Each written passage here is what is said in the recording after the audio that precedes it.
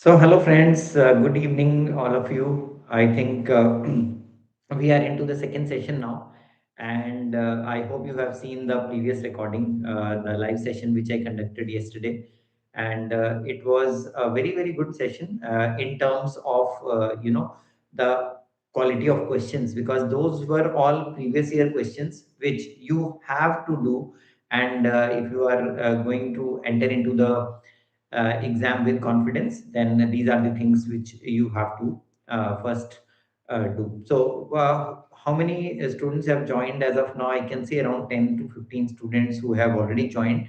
So you can give me a hello in the chat, please, so that we can move on with the session. And lots and lots of very important questions coming up for all of you today. And this is a live practice session, so I hope when we start practicing, you will be participating enthusiastically, and that will help me also. I can see Arohan has already joined, and then we have Sayand who has joined.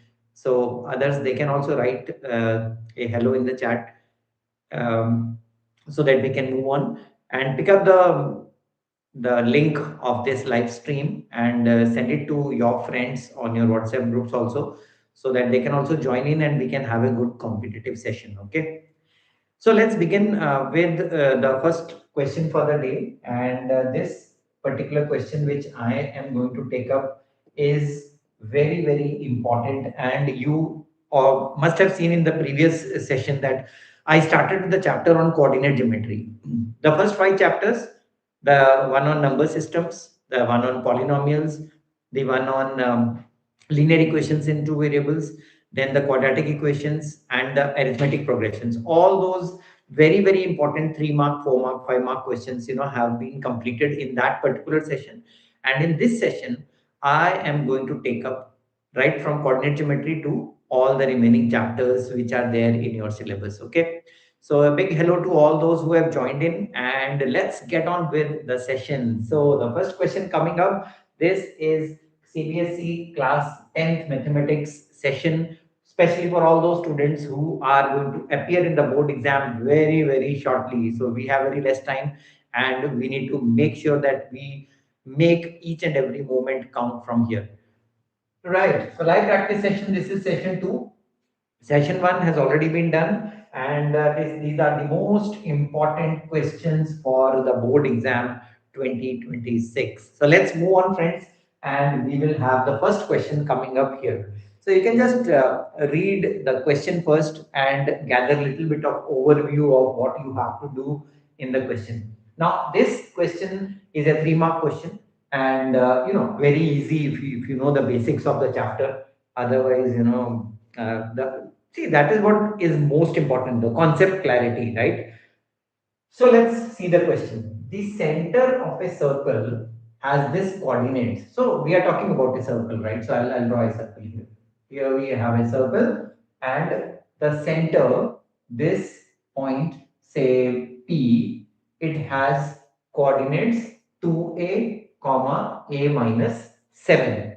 And we need to find the value of a. Obviously, there is a common, a variable there. So we are asked to find the value of a.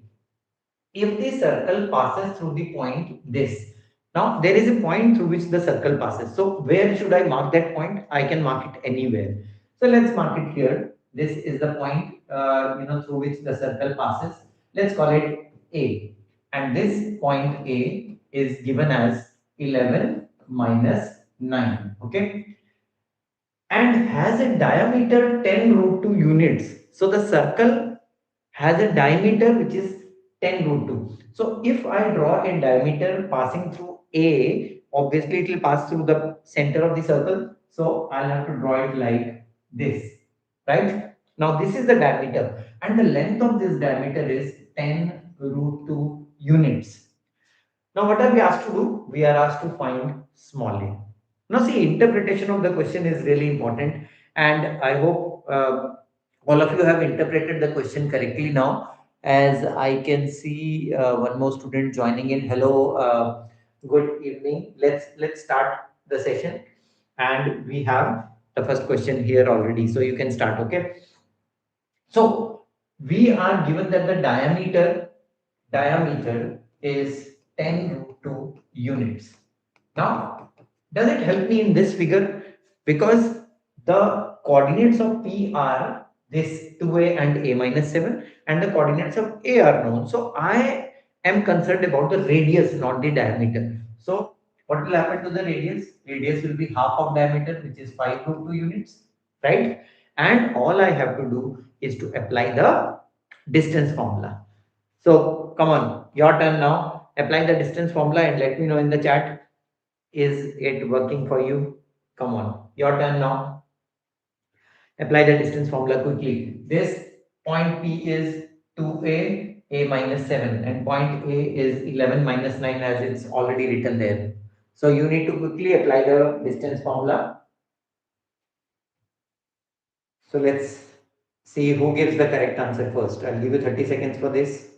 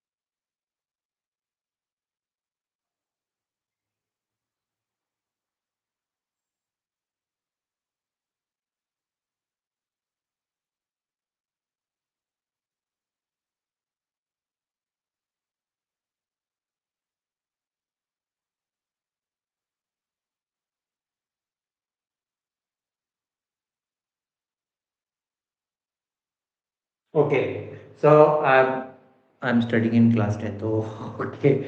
Can you give sample papers? See, for all those things, there. This is my WhatsApp number. If you want any study material or any help, you can send me a message on WhatsApp. Here is the WhatsApp number. So just copy that down. I'm more than happy helping you out with little bit of content also. Okay. So R is 5 root 2, so that means PA, that is 5 root 2.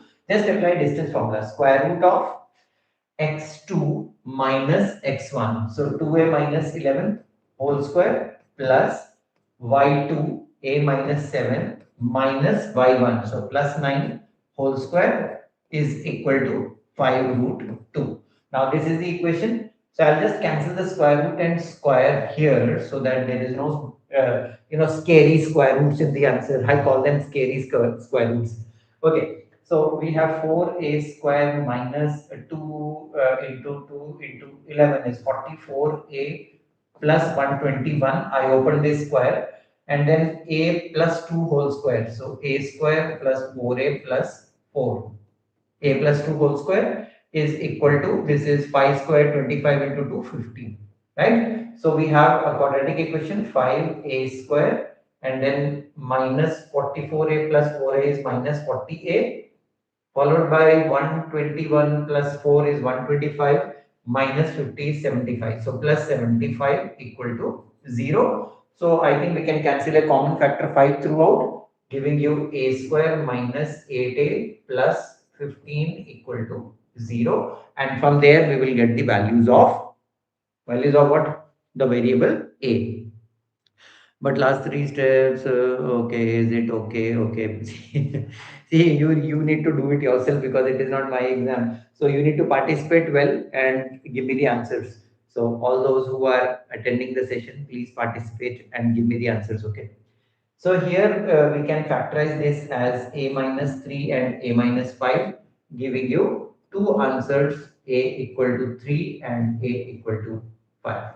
And there we go, the answer for the question. This is a 3-mark question and based on understanding, pure understanding. Okay. Right. So let's move on to the next question. Very, very important question for board exams. Okay. So watch. Here we have, this is like, if you don't know how to solve this question, I think you have not done anything in the chapter on coordinate geometry. But still, If this question is bothering you, please do it now. Okay. One of the most frequently asked question in the board exam. We are given a line whose equation is given here. See, x minus y minus 2 equal to 0.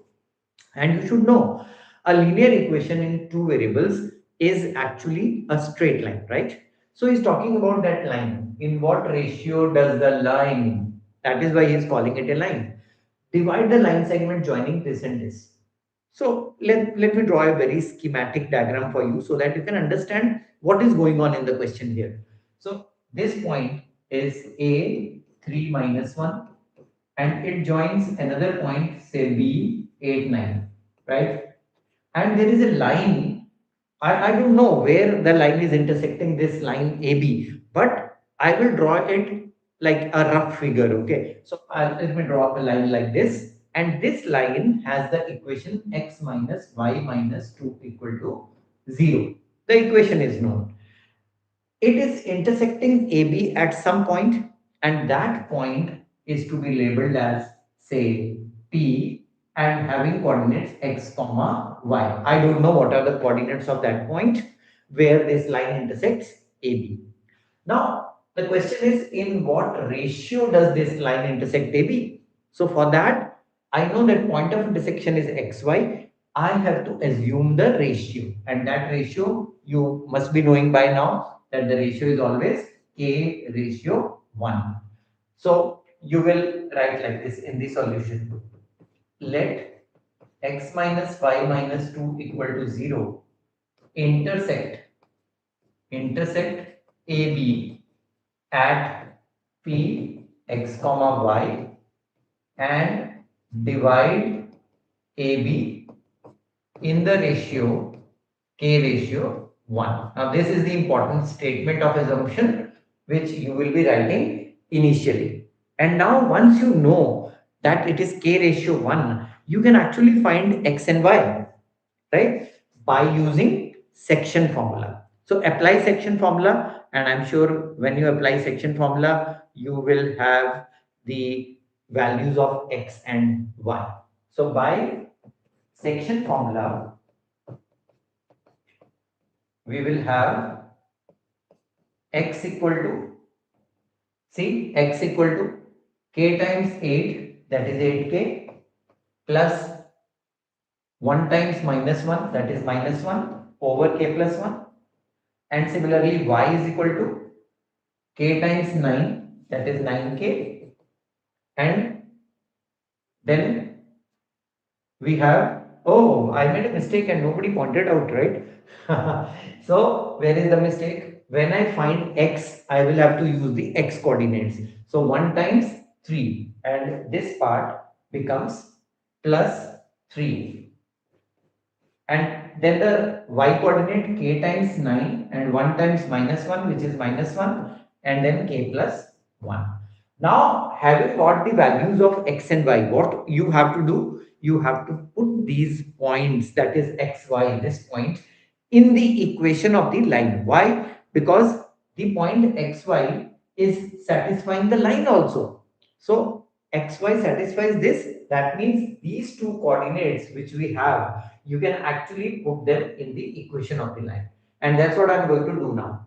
So x means this 8k plus 3 over k plus 1 minus y is this 9k minus 1 over k plus 1 minus 2 equal to 0, or you can say equal to 2.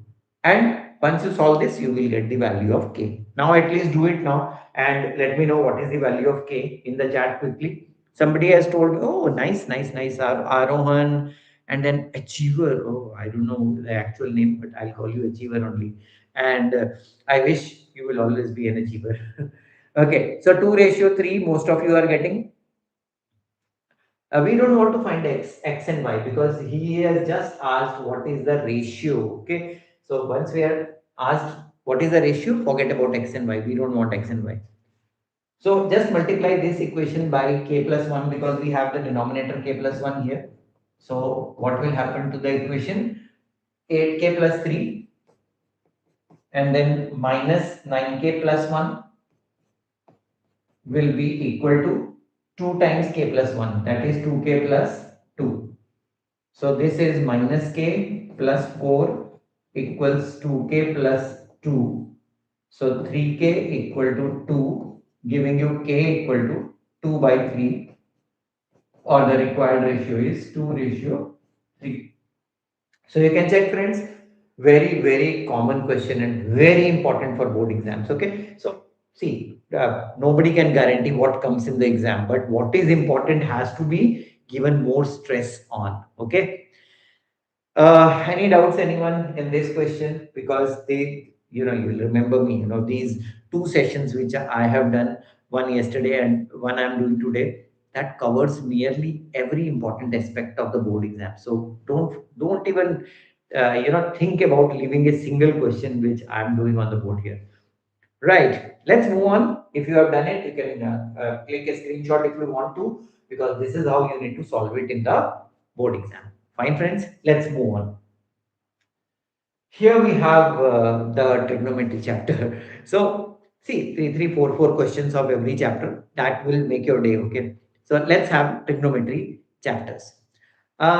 So we are given here that in a right angle triangle ABC. So we are talking about a right angle triangle ABC, and very important that you mark the correct right angle. Right angle is at B. You can see.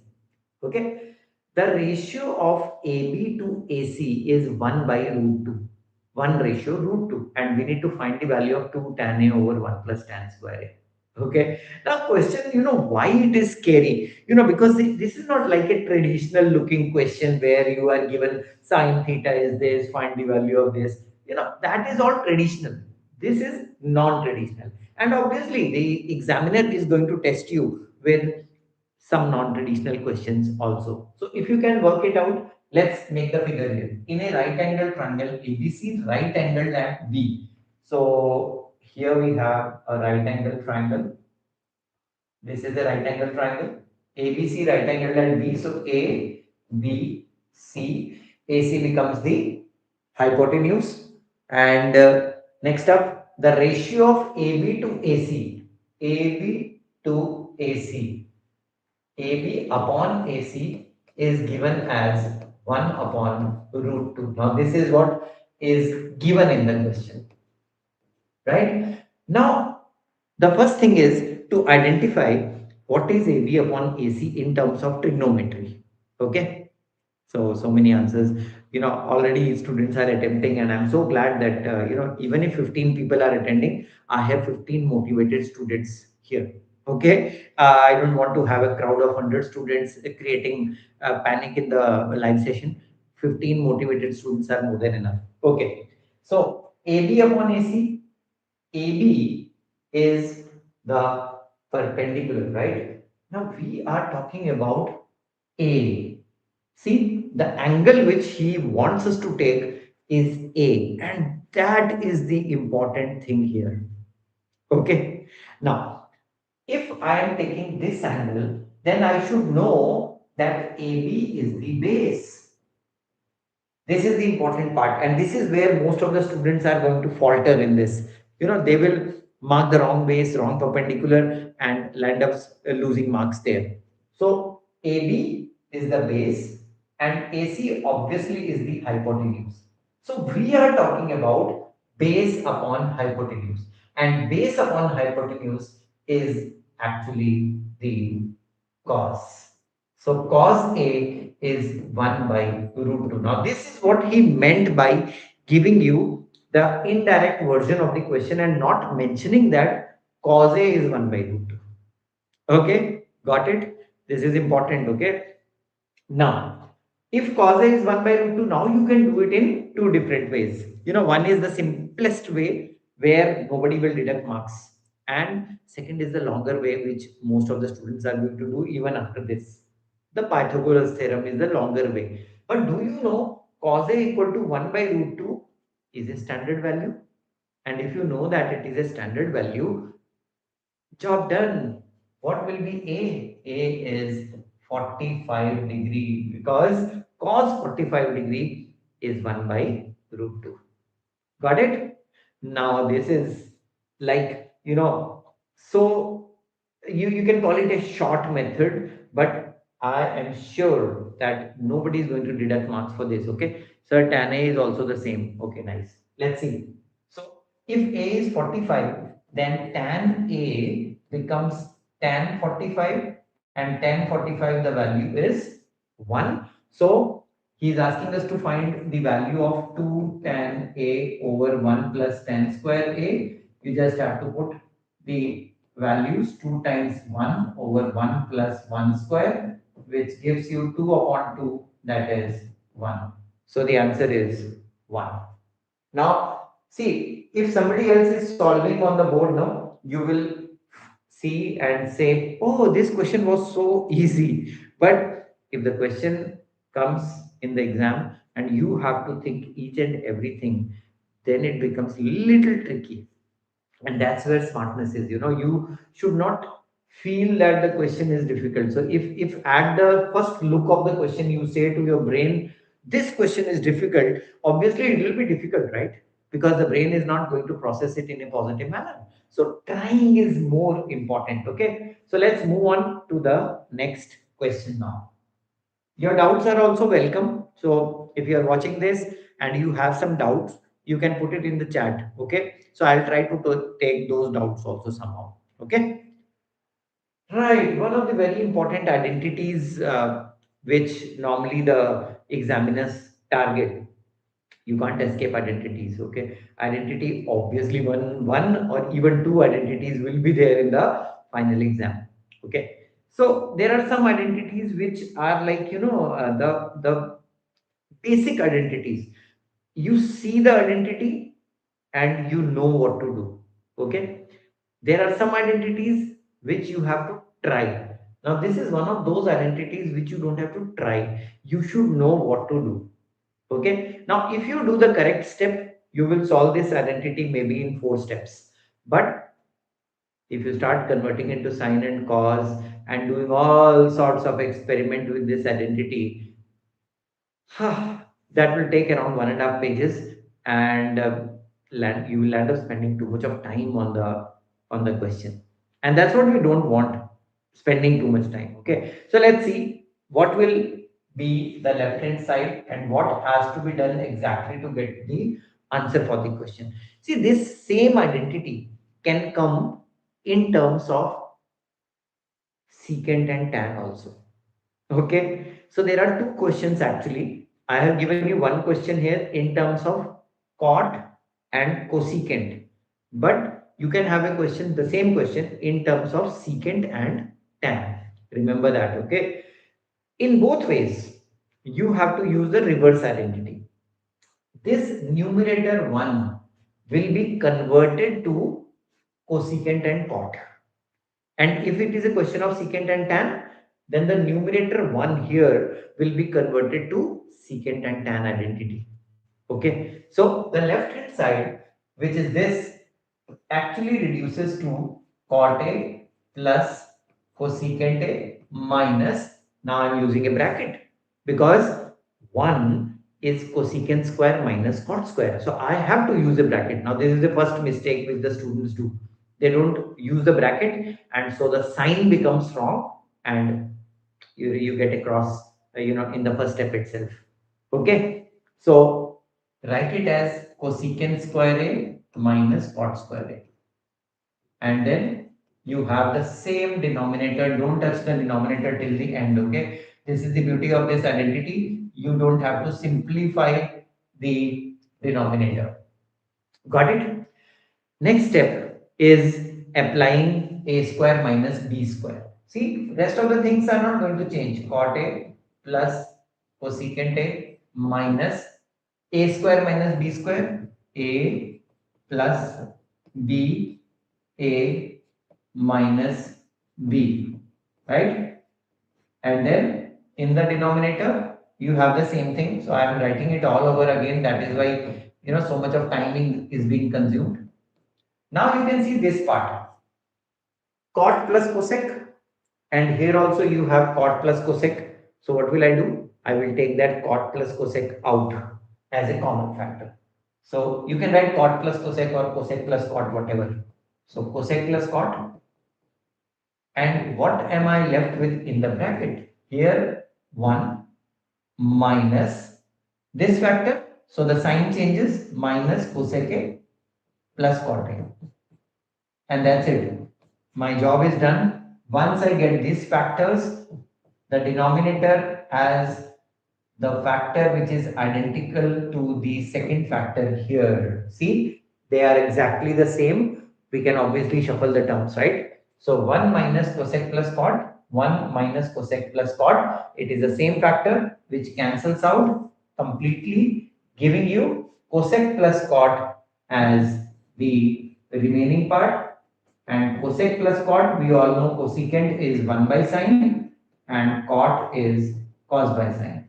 So if you take the LCM, you have the answer in the next step 1 plus cosec, 1 plus cos over sine. Got it? So very important that you know this step of converting 1 into cosecant square minus cot square. Done? Okay. Give me a thumbs up, and all those who are attending, I hope you have clicked the like button. You have done it already? Okay, nice. Uh, share. You can call your friends, okay? So let's see another one. This identity, I gave this identity purposefully here. There is a reason. This identity has been asked 3 to 4 times in the last 10 years. Yeah, I've been teaching 10th class for around 30 years now. And I've seen that this identity has been asked so many times. And, because it attracts the examiners, find something unusual. They give you a value of m, they give you a value of n, and then they ask you to prove something. It is another form of asking a identity. Okay, so another form of asking a identity, but that's okay. It's like testing you with little bit of what do you call presence of mind. Okay, let's see. So we have two LHS and RHS, two different things here. So I will just put the values of M and N here and check whether they can be proven equal or not. Okay. So the left hand side LHS, which is M square minus N square, I can put M as tan A plus sin A whole square and then minus tan A minus sin A whole square. Right. Now, if you open this a plus b whole square, I can use a plus b whole square and a minus b whole square separately, or you can do completely a square minus b square. So a plus b, a minus b. Both ways you are going to get the same answer. Okay. So I will use probably a plus b whole square here, which is tan square a plus 2 tan a sin a plus sin square a, and then all these terms here will be changing the sign because we have a minus sign here. So minus tan square a, and then minus 2 tan a sin a becomes plus 2 tan a sin a, and finally you have the plus sin square a becomes minus sin square a, right? So I have opened all the terms here. Now the important thing, what cancels out is important. Tan square a, tan square a, sin square a minus sin square a cancels out, and we are left with 2 tan a sin a, 2 tan a sin a, that is 4 tan a sin a. Now I don't want to touch this because tan a and sin a is what I require, because on the right hand side also I will have tan a and sin a only. Okay, so this is the simplification of the left hand side. Now coming to the right hand side. Oh.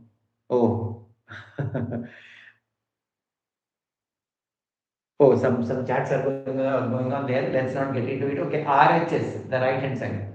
4 root mn. 4 root mn. So let's put the values of m and n here. So 4 times square root of m is tan a plus sin a and n is tan a minus sin a. Right? So what should I do with this now? This is really tricky, Your students will do tan square minus sine square in the next step and then write it as tan minus sine by removing the square root. Most common mistake. Okay. So what do you have to do is, obviously you will be using a plus b, a minus b, a square minus b square. But how does it prove that this is equal to 4 tan a sin a? So I have to do some magic, right? And that magic is in the next step. When I convert tan square into sin and cos. Okay? So let's do that. So after this step, I'm writing it there, equals 4 square root of sine square over cos square. This is tan square. And then minus sine square. Here we have minus sine square. Now I can see that there is a sine square common, and I can take that out and make it sine. So what will this become? 4 sine square comes out and becomes sine. So sine a, and within the square root I will have 1 over cos square minus 1. Now if you check what is 1 over cos square minus 1, you will know what is going on. Okay, so this actually is square root of 1 minus cos square over cos square, and 1 minus cos square we all know is sine square. So 4 sine a square root of sine square over cos square, and we all know sine square over cos square is tan square. So square root of tan square is going to become tan, and job done. 4 sine a and tan a, and therefore the left hand side and the right hand side are equal. So you can write LHS equal to RHS. See the steps involved in the question. This is one of the ways of solving this question, and very, very important question. I tell you what, don't miss out. This is one of the very important questions for the board exams. And there are more questions like this where you are given the values of m and n and you have to prove something like this. Okay. So I think job done. Any doubts in this question? I am open for doubts also. If you have any questions in the mind regarding the board exam, please feel free to ask. Okay, regarding attempt of the paper, regarding sequencing of the answers, you can ask anything. So I am open to doubts also. In between, I'll keep on reading your chats, and whatever comes to your mind, that will be clarified. Okay, let's have another question here. See. Now I am expecting you to solve this. If sec a plus tan a is equal to p, right? The value of p is given, and we have to show that p square minus 1 over p square plus 1 equal to sine a. Nobody is going to give that in more than 3 marks, okay? And if you get this in 3 marks, you are very, very lucky. Proved. Oh, nice. So many students are participating so well, they solve all the questions, and that's what is the intention of bringing it live to you. You have to participate because I don't have to practice, okay? So because I'm not going to appear in the exam. So let's move on with the solution of this question. Secant a plus tan a is given as p, and we need to show that p square minus 1. So directly I will take the left hand side, right? Because we have LHS as p square minus 1 over p square plus 1. How is it going to help me? Because I know the value of p, I will just put it and then try to get a sin a out of that, okay, by simplification. So p square secant a plus tan a whole square minus 1 over secant a plus tan a whole square plus 1. So I just substituted the value rather of p. So what should I do now? Open the squares. Tell me the next step. Should I open the square, or is there anything else which works for me? Yeah, your turn. Can you answer in the chat? What should be the next step? So I'm giving you some time to solve this. The next step. Okay, Rohan is saying you can open the square. Convert. Okay. Convert. Convert to what? Convert 1. Oh, no, no, no, no. Convert 1 will not help because in the denominator you don't have a factor. If you had a factor in the denominator, it would have worked. Okay. So open the square is what we need to do here. A plus b whole square. A square plus 2ab plus b square and then minus 1, and in the denominator also same thing with plus 1. So I'll just write it here because that doesn't change. Okay. Now can you see some not algebraic exactly, but trigonometric identities which are there in the numerator and denominator? So if there are some trigonometric identities which you can see and visualize, job done. If you can't see, then it is trouble in the exam. Hello sir. Hello. How are you? I can't see your name. Actually, you are logged in with so many different IDs. So I can't take your name also. But hello. Okay. So we have some trigonometric identities being applicable here.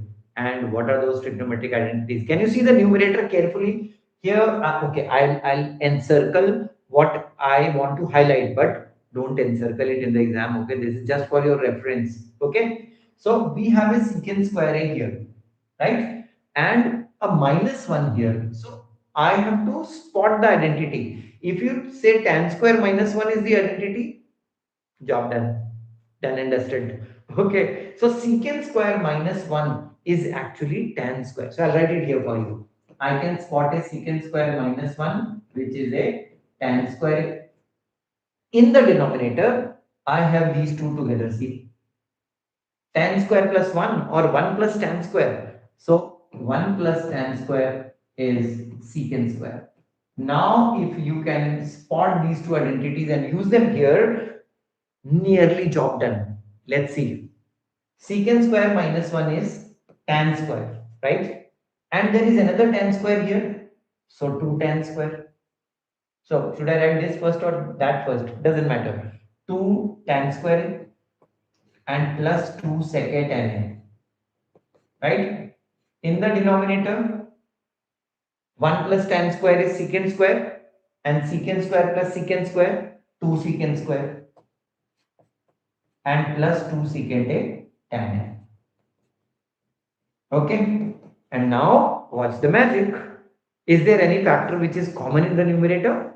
It is 2 tan A. So 2 tan A is a common factor in the numerator.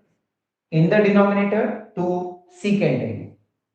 And in the bracket, you will have the same factor. And that's where the beauty of trigonometry is. It gives you an opportunity to simplify it, if you are thinking in the right direction. So 2 tan A means tan A plus sec A in the bracket, and then in the denominator 2 sec A means sec A plus tan A in the bracket, and there we go. There are some factors which I can cancel out now, and tan A plus sec A is one of them, 2 is another one, and so I am left with tan A upon sec A, and tan A upon sec A just converted into sine and cos. You will have the final answer because tan A is sine A over cos A and 1 over sec A is cos A. So cos A cancels out and you have sine A, which is the exact right hand side which I wanted. See, sine A. There we go. So another very important question, and those who have already done it, double thumbs up to you. Those who have not done it, please do these type of questions where m, n, p, x, y, z, these values are given in terms of sine, cos, tan, cot, sec, cosec, and you have to prove something. Okay. So if you are enjoying the session, do give me a like. I can see only 14 likes there. Very less number of likes. Okay, so you can click the like button. Okay, let's move on to the next question. There's a question mark there, Alin. What's the question? Can we write 1 as secant square minus tan square in both numerator and denominator? Yes, if it works, we can. And I think it will work. So you can try writing secant square minus tan square here, secant square minus tan square here, then writing it as a square minus b square, a plus b, a minus b, a plus b, a minus b, then take out the common factor. If that works, that is a correct method. Okay. Next up, we have this question. So, heights and distances, the applications of trigonometry. See, alpha beta type of questions. I think most of you who have prepared well, they must have done the alpha beta type of questions also, because you can't escape those questions. Okay, and very bright chance that you might get a 5 mark question from this chapter. And don't be surprised if you get a all new question in the exam. CBSE surprises students every year with one or two questions which you have never seen. So if you have done all the questions, your conceptual clarity is good, then no problem at all. Okay, sir, I'm in class 9th, I'm almost in class 11th. PCM part, can I clear?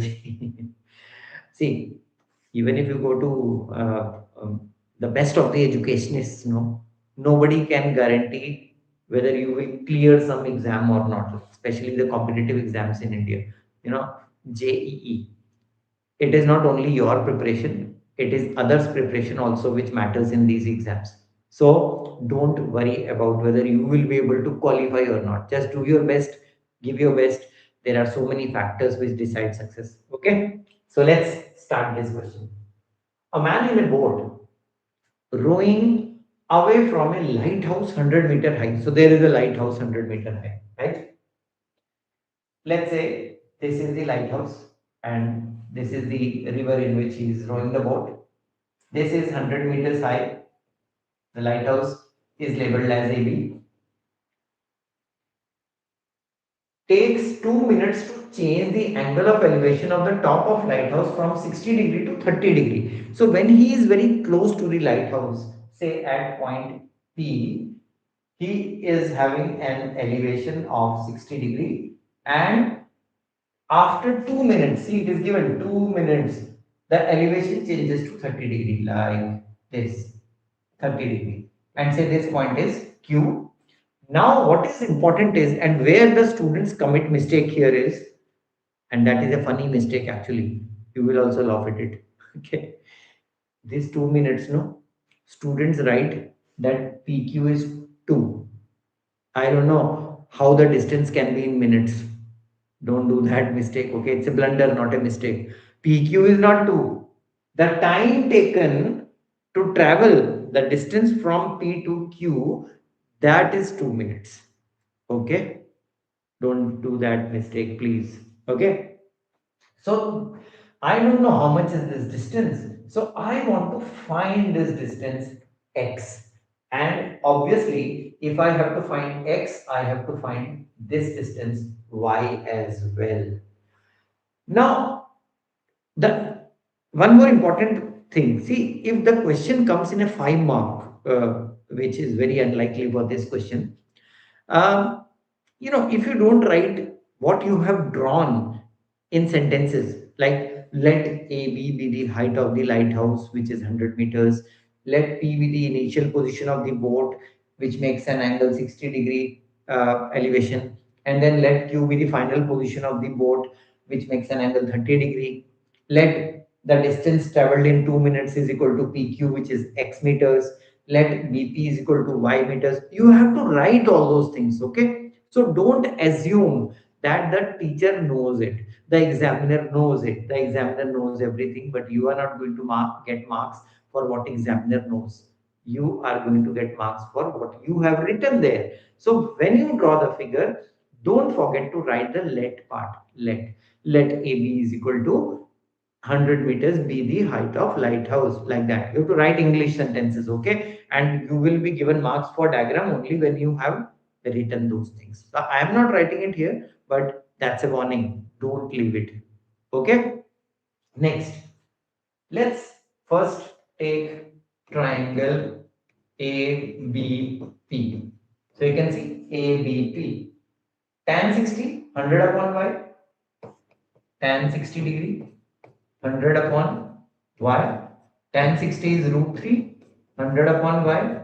Cross multiply, y is equal to 100 upon root 3. Right? I got the value of y. I'll leave it here because I don't want y. Y is required because I have to use the big triangle to get the value of x. It's a helping thing.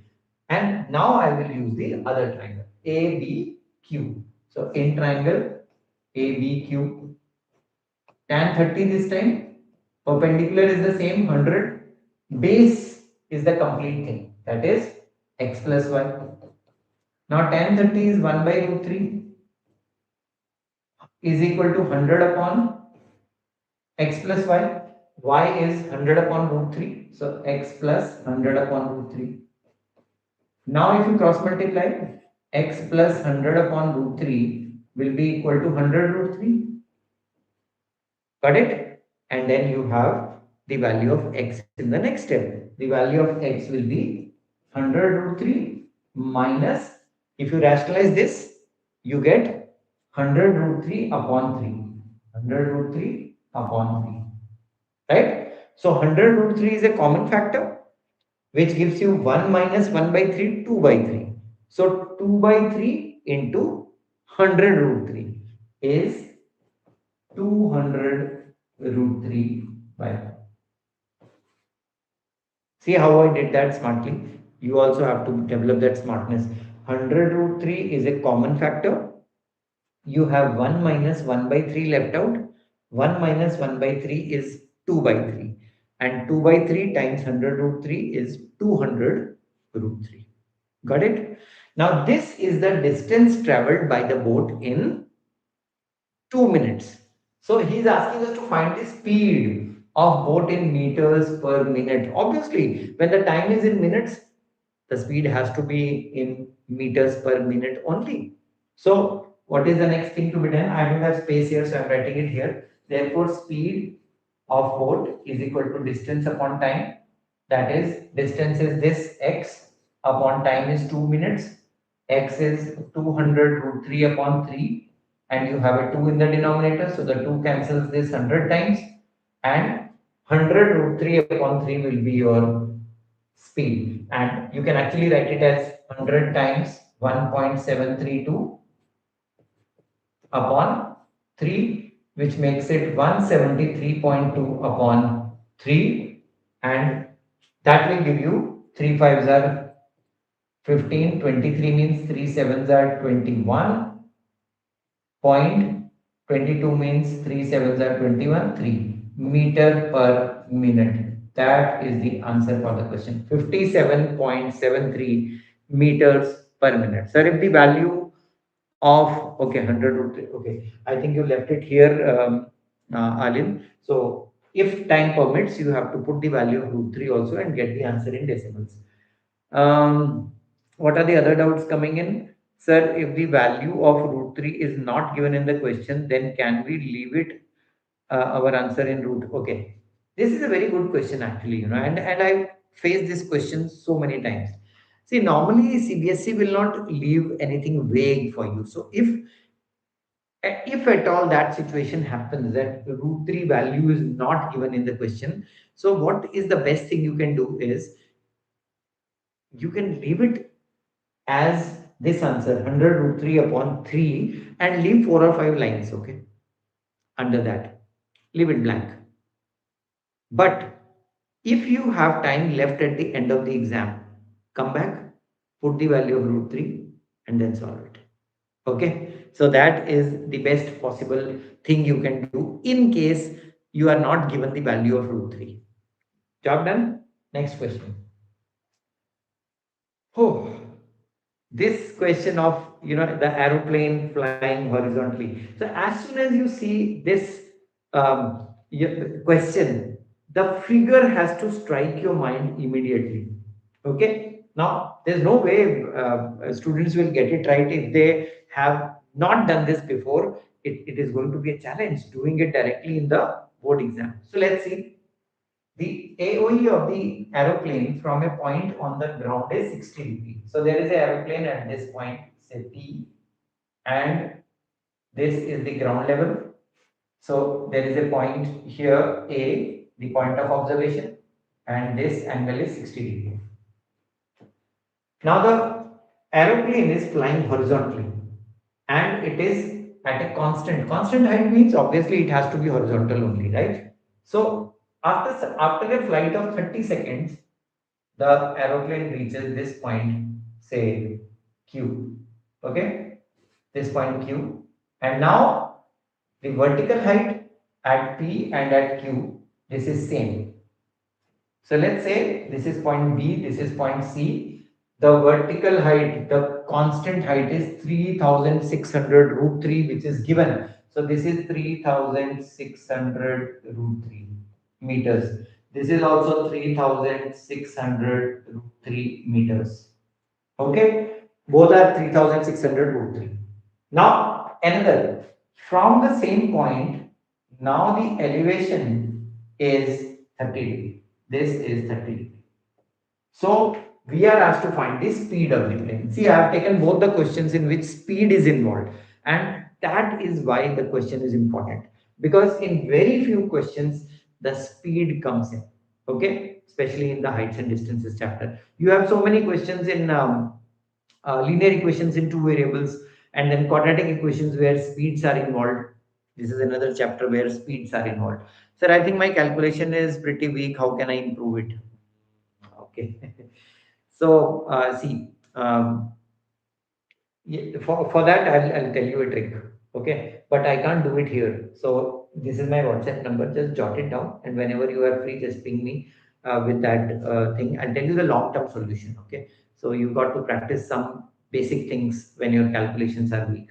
But let me tell you, one good thing about CBSE is they are not testing your calculation speed. I tell you what, if you are very good in very basic calculations, no, like root 3 into root 3, 5 root 3 plus 4 root 3 operations on irrational numbers, they are not going to give you like what is 4583 times 5752.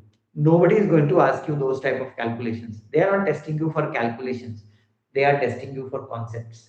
Okay, and that's where I keep on telling to my students, CBSE is going to give competency based questions, competency focused questions. You know what are competency focused questions? Competency focused questions are the application based questions where you face it in life. That skill is used in life. Okay, so that type of questions, 50% of your paper out of 80 marks, 40 marks paper will be application based, and that is where you need to be smart. Okay, because you may cram up some of the questions thinking that this is really important for exams, but are you preparing for exams for marks or preparing for life? That is very important. So if you are preparing for life, that conceptual clarity should be there. Okay, now coming to the question.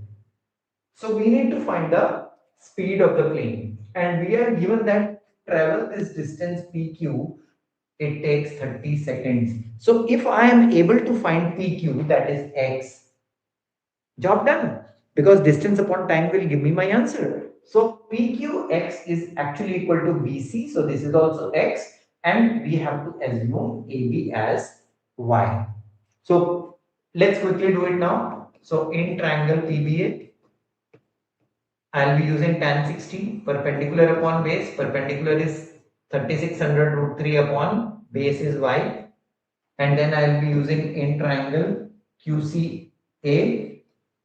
See, QCA. So tan 30 degree now, perpendicular 3600 root 3 same upon base x plus 1. So from here I will get the value of y, and the value of y which I get from here, I will substitute it here to get my answer for x, and that's what I want, x, because x is the distance traveled by the aeroplane in 30 seconds. Okay. Sir, but in competitive exams like this, see, I can't discuss that here because this is a class 10 session. Okay, so if you are aspiring JEE, lot of skills work, and those skills, I can only tell you on WhatsApp. Okay, so 1060 is root 3 is equal to 3600 root 3 upon y, and you can see root 3 cancels out, and y is 3600 meters. So I get the value of y. Now I'll put the value of y here. So tan 30 1 by root 3 is equal to 3600 root 3 upon x plus 3600. So if you cross multiply, you get x plus 3600 is equal to 3600 into 3. See, cross multiply, and Once you shift this to the other side, you will get x equal, see, again, smartness. Don't multiply 3603 because this 3600 will be shifted and it will get subtracted. So you can take 3600 as a common factor followed by 3 minus 1, 2. And so you will get your answer. This is smartness. And still I am not going to multiply this 7200. I am not going to make that 7200. X is what I wanted, these many meters. And I have to now do what? The finding of the speed. Speed is distance upon time. Distance is x 3600 into 2 upon time is 30 seconds. So this is 30 cancels this 1 0 gets cancelled 0 0 and 360 by 3 is 120. So 120 into 2, 240 meter per second is the answer. Obviously, he is asking you to find the answer in kilometers per hour. Now, this is also very important. Reading the question carefully. If you don't convert it into kilometer per hour, 1 mark gone if it is a 5 mark question. So, very important that you read the question carefully. So, this is 200. You can convert it out. Come on. Don't tell me that you don't know the conversion of meter per second to kilometer per hour. Okay, so I'll leave this to you. Can you answer in the chat? 240 meter per second is how many kilometers per hour? That is for you. Take 10 seconds and answer in the chat. Come on.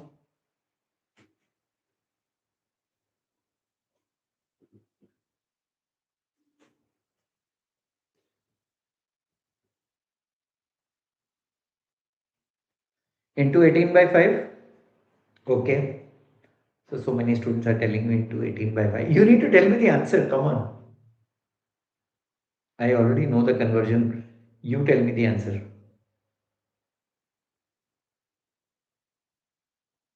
See, two different answers there.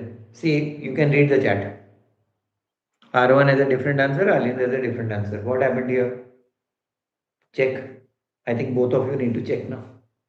And others, what are the others doing? 15, 17 people attending the session, and still I can see very less number of answers coming in. I hope you are not sitting just like I'm standing.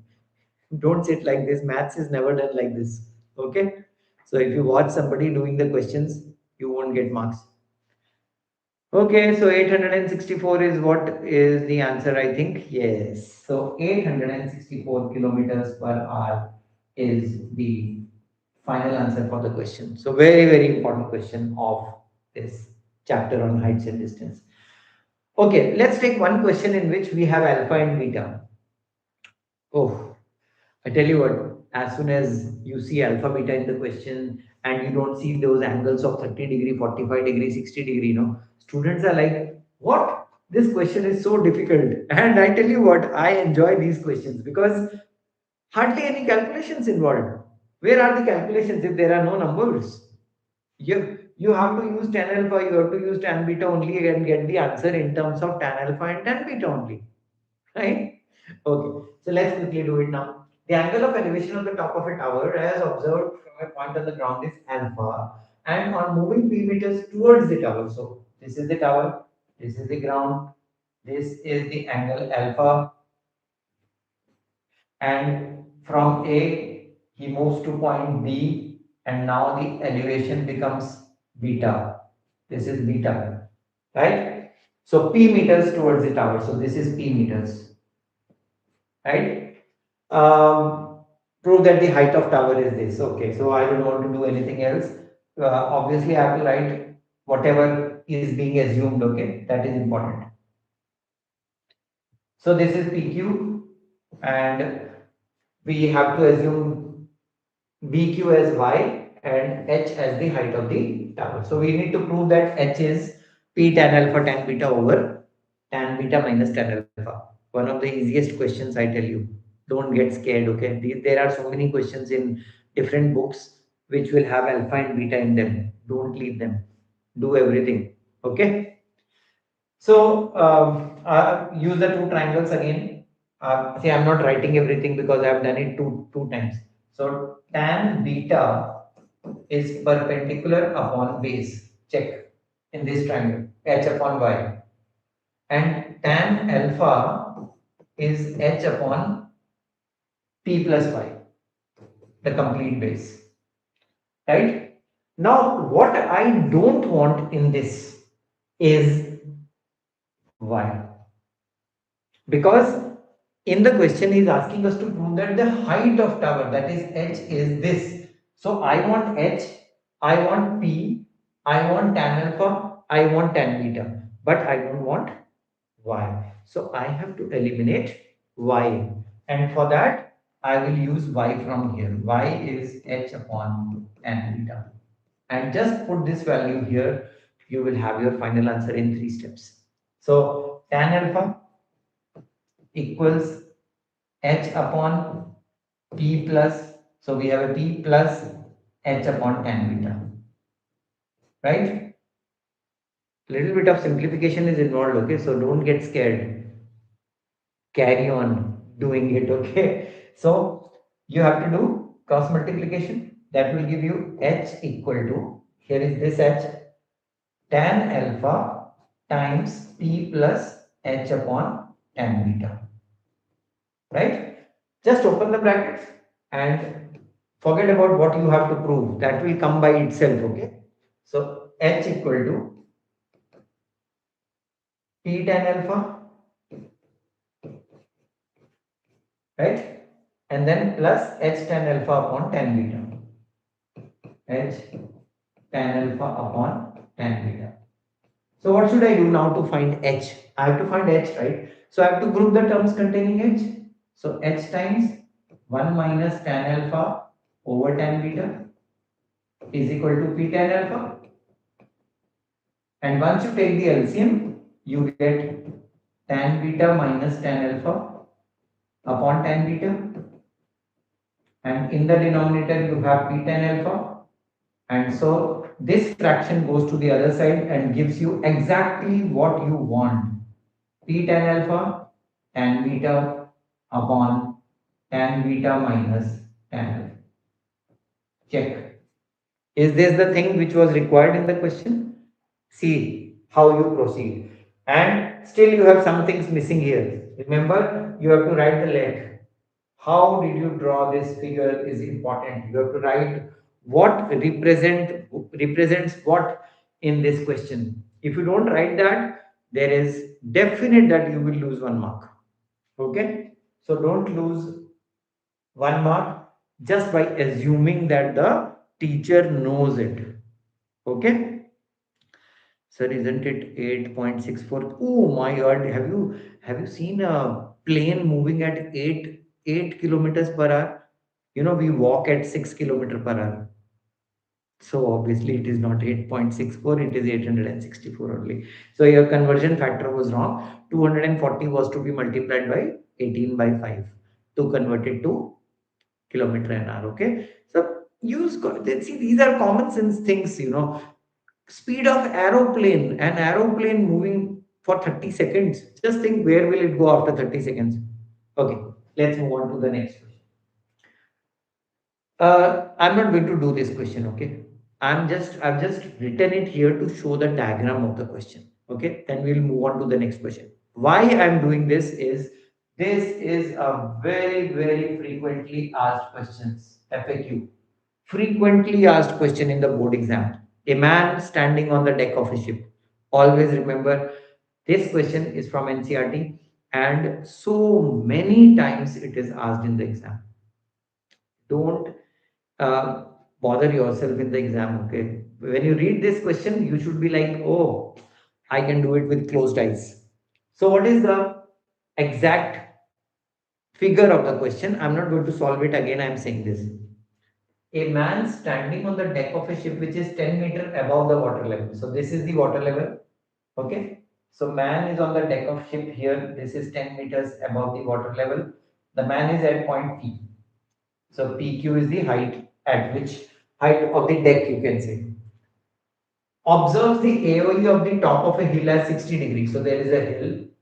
Let's say this is the hill. Okay. And from here he is observing the top, right? This point is A. This is B. This is the height of the hill.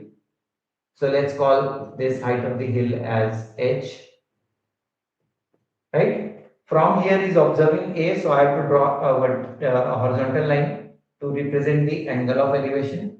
This is 60 degree given in the question. The angle of depression of the base of the hill, base is here B, so the angle of depression like this angle is 30 degree, and we need to find the distance of the hill from the ship. Distance of the hill from the ship is here at point Q.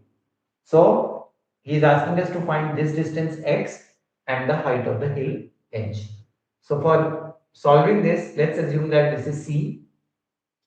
If PQ is 10 meters, then this part CB is also 10 meters. And since the complete height is h, so you will be using AC. AC will be h minus 10. So you will be using, I'll write here, h minus 10. Now, if BQ is x, then this is also x. So use the two triangles. One triangle is here, another one is here. The two angles are already given 60 and 30. You will get x and h from the two equations which you will get on applying tan. Okay. Any doubts in this question? Please ask. One of the very frequently asked questions in the exam. Any doubts in this question? I'm open to taking it out if you have any.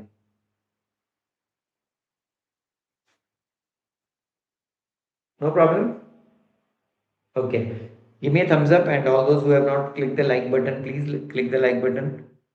And you can share the channel link and the live stream link of this video with your friends also, so that they watch it whenever they find time. If they are not willing to come in the live session, it is perfectly okay. You must have seen session number 1 video. That has been seen by 1000 students already. So it works like that. So many students, they don't prefer to solve live, but they watch it later. That's pretty much okay. Right. Can we move on? Next chapter, maybe next important question. Let's see this. Okay, so we have another question from areas related to circle now. Slowly we are moving on, and we have done so many chapters. 5 chapters were covered yesterday. Today we have covered the coordinate geometry, we have covered the trigonometry, we have covered the applications of trigonometry. Now come to this chapter of perimeter of a sector. Where is sector? Areas related to circles. Okay. So if the perimeter of a sector of a circle, so you know the this is the sector figure, right? This is the radius, this is the radius, and do you know what is this? This is the length of the arc. Okay, and length of the arc, this is L, and you should know the formula for length of the arc. Length of the arc is 2 pi r times theta upon 360, or you can write pi r theta upon 180. That is the length of the arc. Now, why do I need length of the arc here? Because length of the arc is a part of the perimeter of the sector. Perimeter means the length of the boundaries, right? So we have the length of the arc as one of the boundary curved part, and R and R, those are also to be included in the what? In the perimeter. Okay. So the perimeter is, oh, okay, R is also given. R is 5.7 centimeters. And this uh, length of the arc I will find from the figure here. Okay. Now, there is one thing missing here. Do you know? Can you tell me, is there something missing here? Now, I'll tell you the catch in the question. L plus 2R is the perimeter, correct? So, perimeter is L plus 2R. So L is pi r theta upon 180 plus 2r is equal to the perimeter 27.2. So what is missing here? I mean, what is that thing which is not given in the question and which we have to find first? Yeah. Okay, I'll tell you what is the best smart thing you can do in this question. The angle is missing, right? Tell me one thing. Do you want to find the angle? Should we find the angle? Yes or no in the chat. He is asking us to find the area of the sector. Area of this sector. Should we find the angle or not? Tell me. No? Oh, no. Okay. We should not find the angle. Okay. Very nice. Very nice. So if you can spot that we don't have to find the angle, job done. Just put the radius here. Okay. Keep this as it is. Pi r theta upon 180 plus 2r. What is r? R is 5.7. So double is 11.4 equal to 27.2. And that gives me pi r theta by 180 or length of arc as 27.2 minus 11.4. How much is this? 12 minus 4, 8. 6 minus 1, 5 and 1. 15.8. Got it? 15.8. And now the next step is your answer. Area of sector is pi r square theta by 360. Correct? You have that formula, right? You know the formula. So pi r theta upon 180 is already known. So what will I do? This is pi r theta by 180 times r by 2. You can check. Does it work? And all I have to do is to put the value of pi r theta by 180 here, which is 15.8, multiply it by the radius 5.7 and divide the result by 2 to get the final answer for the area of sector in centimeter square. There we go. And I tell you what, so many of the students will be finding the angle theta here and wasting so much of time. So do the smart things, okay? This is really important that you do the smart things in the exam. Okay, that is why, when the paper is over and you discuss the paper outside the examination hall, so many of the students will be like, the paper was very lengthy, very, very lengthy. It's never lengthy. It's the way you perform the calculations which makes it lengthy. Okay.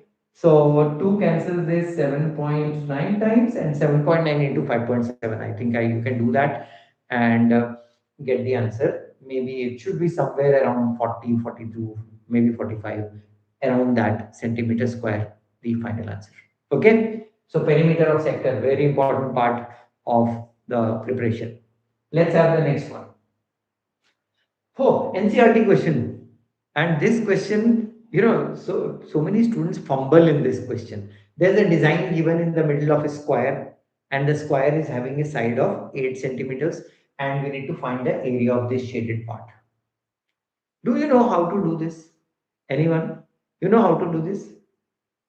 You know what you have to do here? You have to divide this area into two parts which are equal by drawing a diagonal. Okay, so if I draw a diagonal here like this, I'll use a different color. Wait.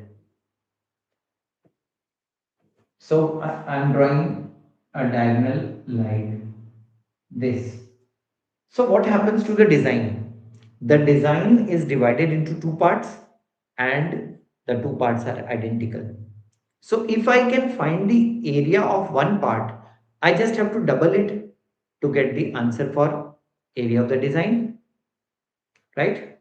So 45.03, I think the previous answer is coming up now. So all credit to those who are solving it with me. Okay. Next chapter has started. Okay. Area related to circles. So let's carry on with this now. So I will find the area of one part. How? See, I am drawing another figure for that. This is 8. This is 8. And here we have the curved part. And this is what I joined, the straight line. Okay. I am asked to find this area. This area, because this angle is 90 degree, because it's a square, I can find that so easily. Because This is actually a quarter circle or a quadrant. So how do I find this area? I'll call this area as say area 1. Okay. So area 1 will be area of quadrant minus area of triangle. So I can name it, no problem. You can name it anything, say ABC. So you will say triangle ABC. Okay.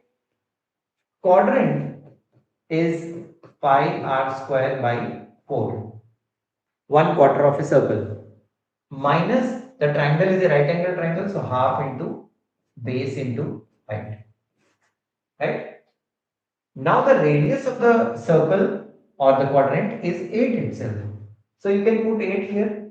So this will give me pi 3.14 times 8 into 8 upon 4 minus half into 8 into 8.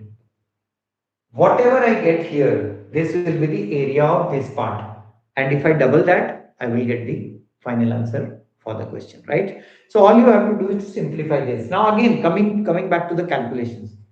Why so many of the students say that the calculation is difficult?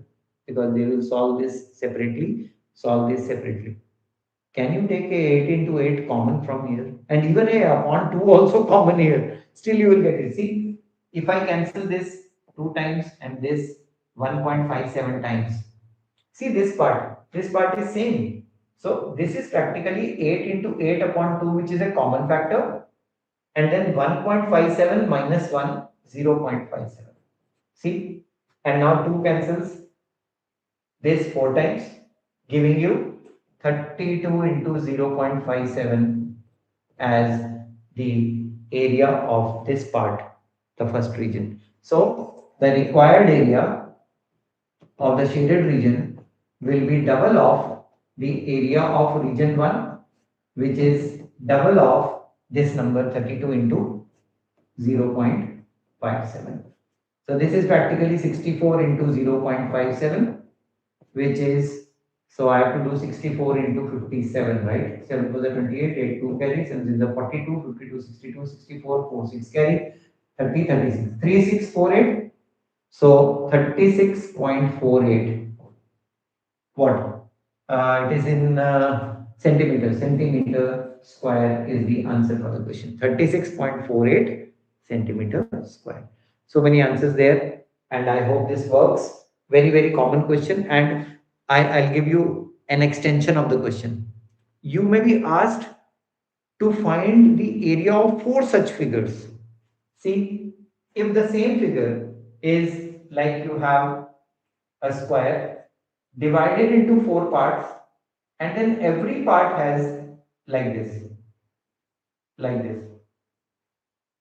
See, I'll draw it in a symmetrical manner so that it is more likely to resemble the question which you might get, like this and like this.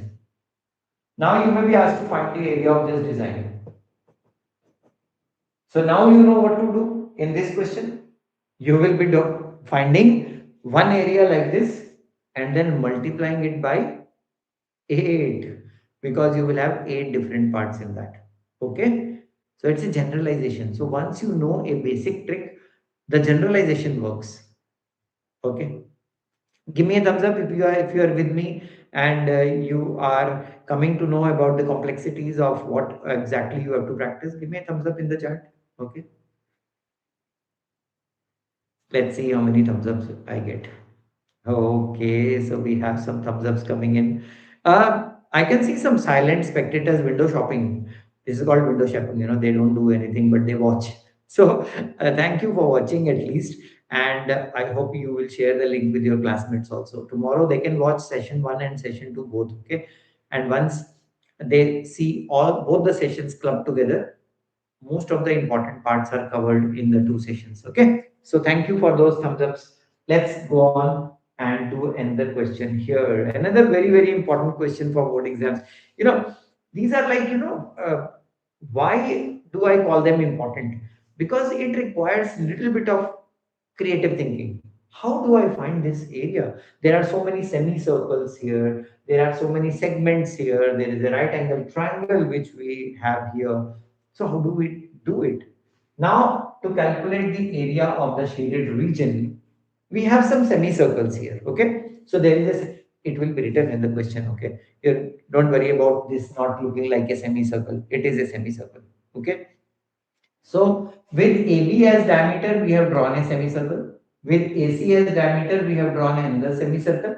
And with BC as diameter, we have drawn another semicircle. So we want to find out the area included between the big semicircle and the two small semicircles. Okay. So you already know this. I hope all of you already know this question. And if you know it, please try to solve it. Okay. Let's do it in the live session itself. Okay. So what are we going to do here? First thing, can anybody tell me what will you do in the question? What are you going to do in the question? Okay. I need an answer from you. I need to see what is the exact approach you are going to follow to crack this question. Because you can solve it in so many different ways, but one of the ways will save time and another way will waste time. Okay, so I'm waiting for the answers. Let's check whether you will crack this question or not. I'll have some water. Okay.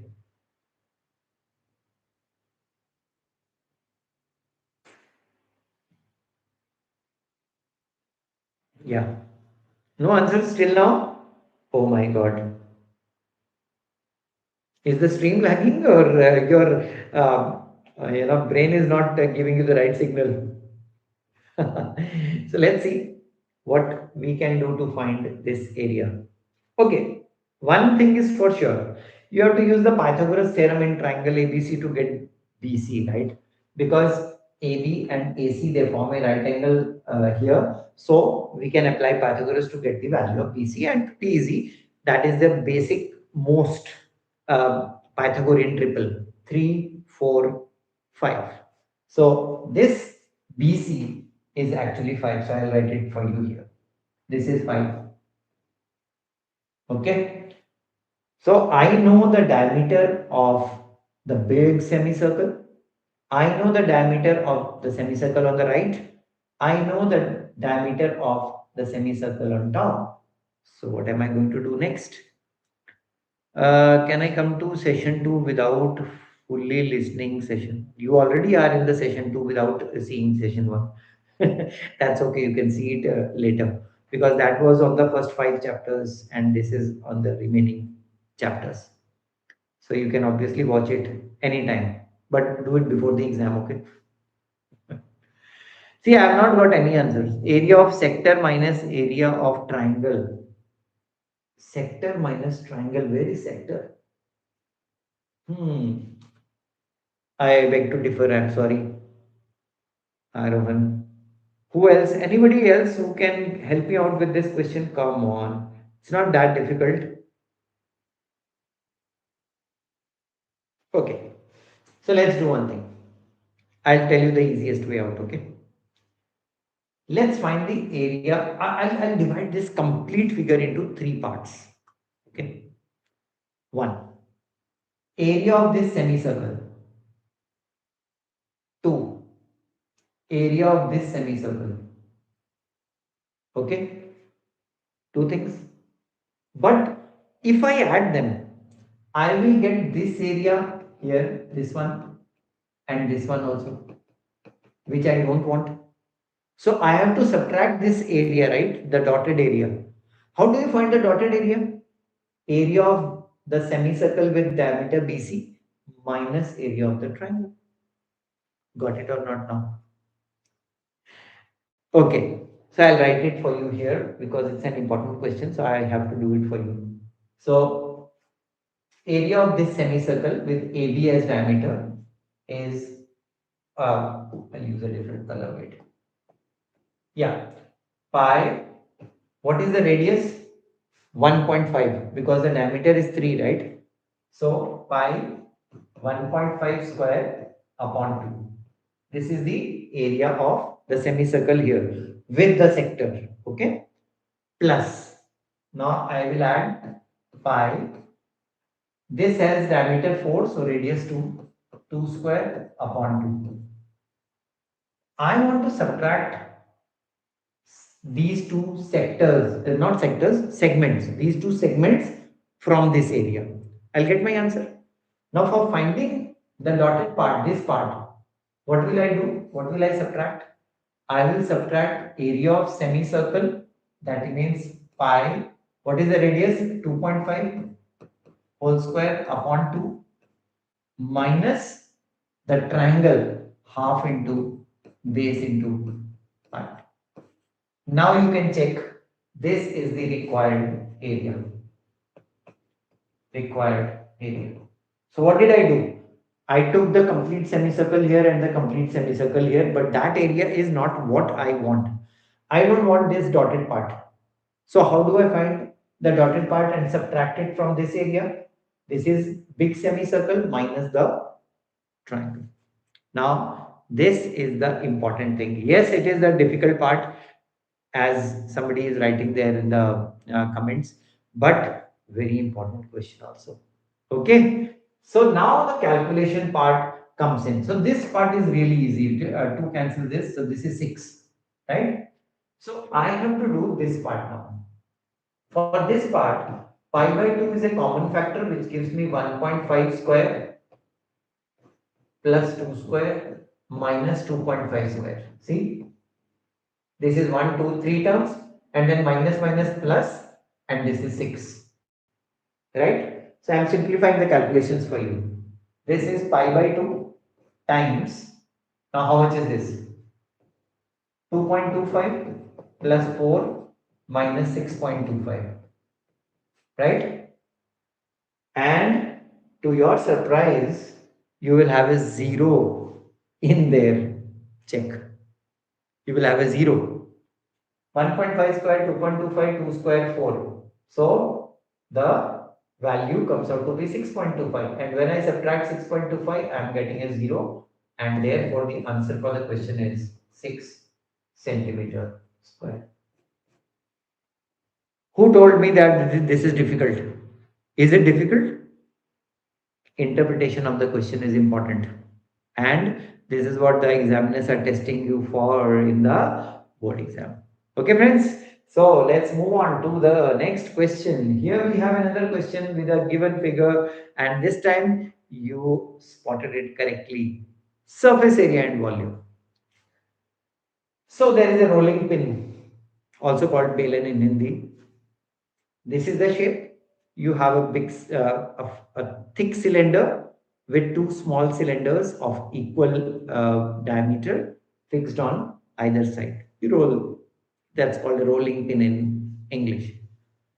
We are asked to find the mass of the pin.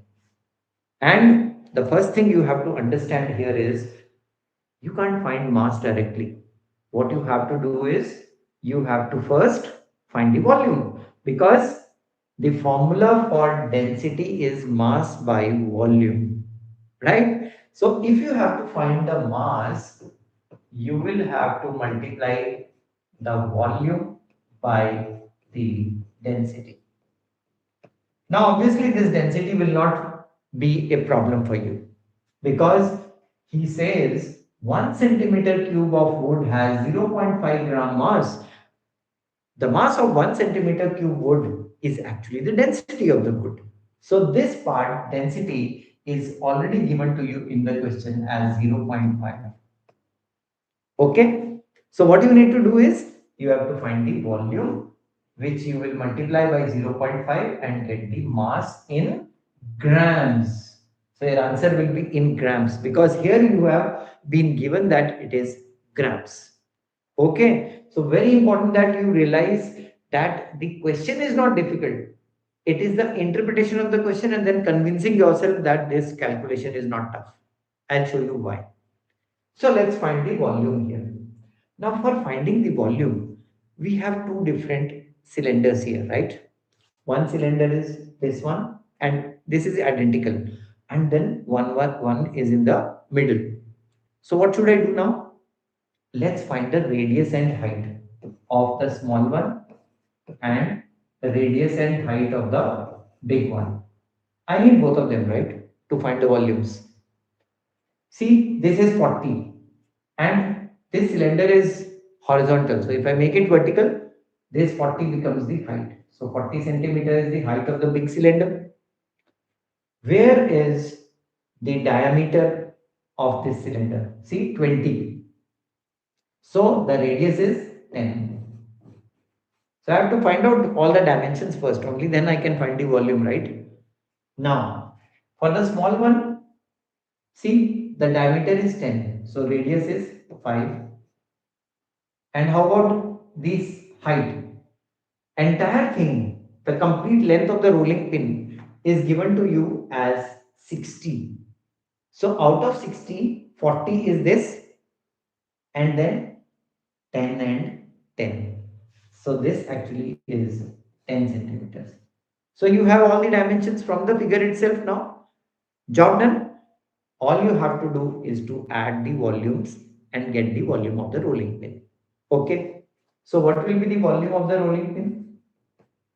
Pi r square h plus pi r square h. And because there are two small rolling pins on either side, this pi r square h will be multiplied by 2. Got it? And what is the common factor now? Pi is a common factor. So you have r square h plus 2r square h, and you have to just put all the values here. Okay? And get the volume. So we can put it here directly and then multiply by 0.5. 0.5 is 1 by 2. That will also simplify things. Let's put the values and get the answer here itself. So I'll write this later. We will have volume here. Volume pi r square 10 square 100 times h 40 plus 2 r square 25 h 10, right? 2 r square h. This is the volume. Into density. Density is 0.5. So 0.5 means 1 by 2. So upon 2. See? Now pi by 2 times. This is 4000. And this is 25 into 250. 50 into 100. 500. So ultimately everything boils down to pi by 2 times 4500, which gives you 2250 into pi as the answer for the question. So 3.14 into 2250 is what you have to do, or you can do 31.4 times 225. That will be the answer in grams, and if this answer is more than 1000, then you have to convert it to kilograms. Does it work, friends? Fine. I don't think there's any problem there. This will surely be like, this will give you a glimpse of the combination of solids. Here we have two different types of cylinders combined. Will you take a session tomorrow too? That's a big question. See, I've done two sessions, right? So probably the next session I will take on Sunday. That will be much more convenient for so many of you. Sunday evening, but we have still more questions to come. Okay, so this is the first question of surface areas and volumes chapter. Let's have another one. Oh, this is like, if you have not done this question before, this is going to trouble you, I tell you. So you can just read the question and interpret it first and let me know whether you know this question or not. Yes, you can do, or IDK, I don't know. Just write one of the things in the chat. Read the question first. Carefully, please. This is not going to be easy. So I want some people to tell me that, okay, we can try.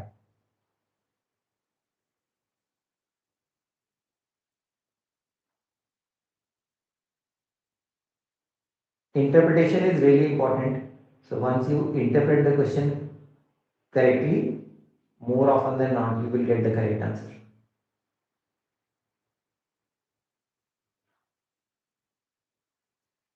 So let's see. No answers till now in the chat. The question on formation of a double cone, is one of the rarest of its kind questions which you may get in the exam. And within a flash, you might lose 5 marks because you don't know what to do with the question.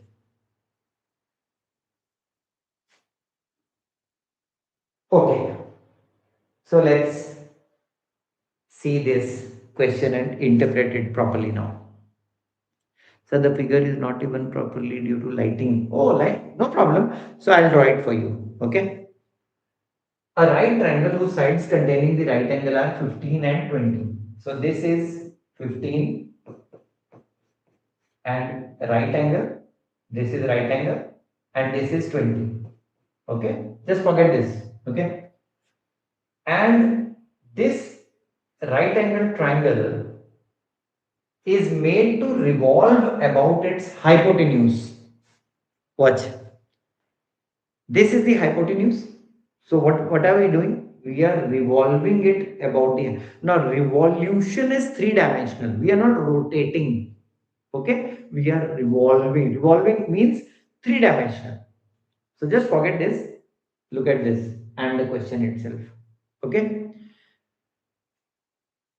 So what will happen if this right angle triangle is revolved about the hypotenuse? See what will happen. If I revolve it, so this is a triangle like this. So if I catch hold of this point, say I'll call that point as P. This is P, this is Q, this is R. Okay. So I'll catch hold of P like this and I will revolve the triangle like this and then like this. So it will start at one point. I'm sorry.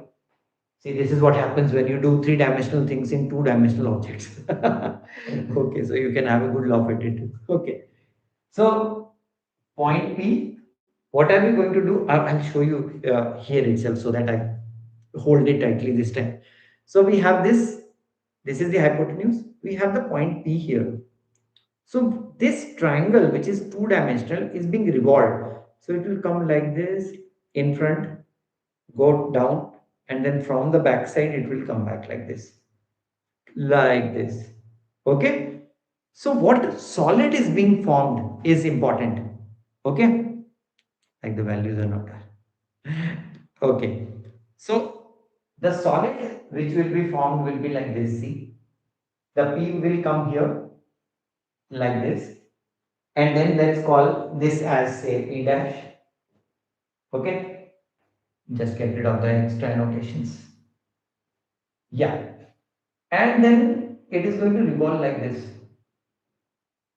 and then come back from the back. See, coming like this and going back, coming here, going back. So what figure is formed now? This is important. The figure is formed and the figure is a double cone. And so he wants us to find the volume and surface area of the double cone so formed.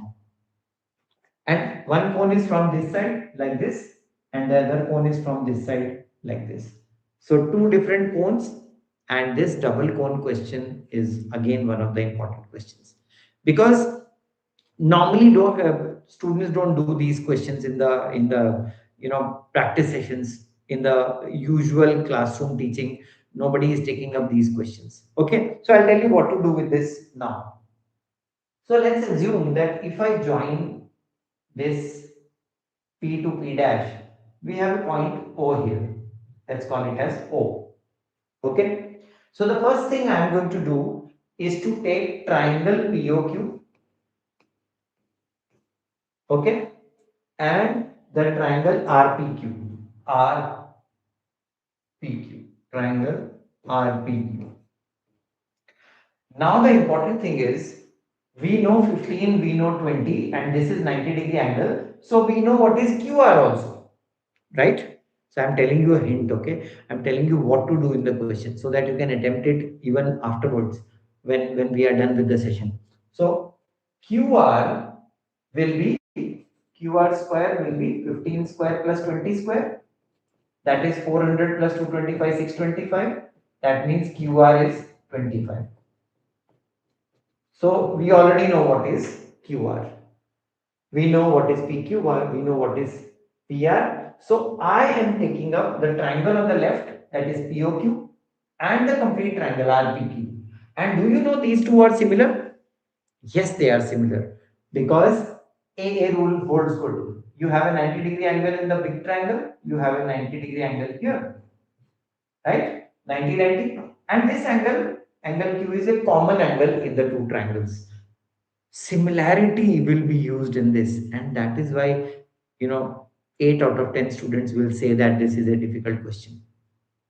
Okay, so you have to prove the similarity of these two and then find PO as one of the sides here upon RP, the corresponding side of the other triangle, with QO and QP, QO and PQ or QP, and third side PQ upon RQ or QR. Now if you put whatever is known, see what will happen. PO upon PO, I don't know, right? PO, I don't know. Upon RP is 20 is equal to QO, I don't know, upon QP is 15 equal to PQ is 15, QR is 25. See, I have the ratio, and once I have the ratio, I can actually cross multiply and find the value of PO and QO, and that's what I want. So what will be PO? If I take 20 here, 3 by 5 into 20. So 3 by 5 into 20 will be 3 into 4, 12. If I take 15 here, QO will be 3 by 5 into 15, which is 9. See, I get PO and QO. So where is, what is PO?